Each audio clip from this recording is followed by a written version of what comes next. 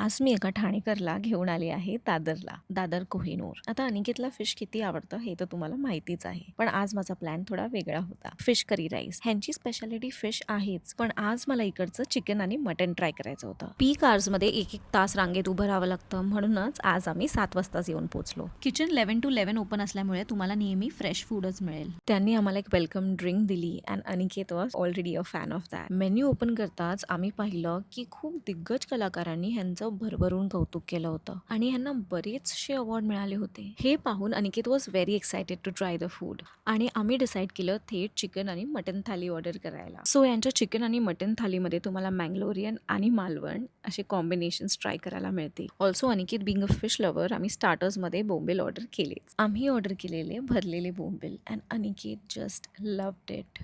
And the main course arrived. So मी आणि अनिकेतने कधीच मँगलोरियन चिकन ट्राय केलं नव्हतं and today we did. And the Malvani curry was so good. And we also ordered mutton keema half fry and this was something I was craving for a long time. Mutton thali was a combination of Malvani sukka with Mangalorean curry. If you are a mutton lover you should definitely try this. You'll thank me later. And it seems our fish lover was already in love with the main course. Also, जर तुम्ही सुद्धा माझ्यासारखे chicken आणि mutton lover असाल तर आपल्या दादरमधलं fish curry rice नक्की try करा. आणि अजून अशी कोणते रेस्टॉरंट्स आहेत जे आम्ही ट्राय केले पाहिजेत हे आम्हाला कॉमेंटमध्ये नक्की सांगा.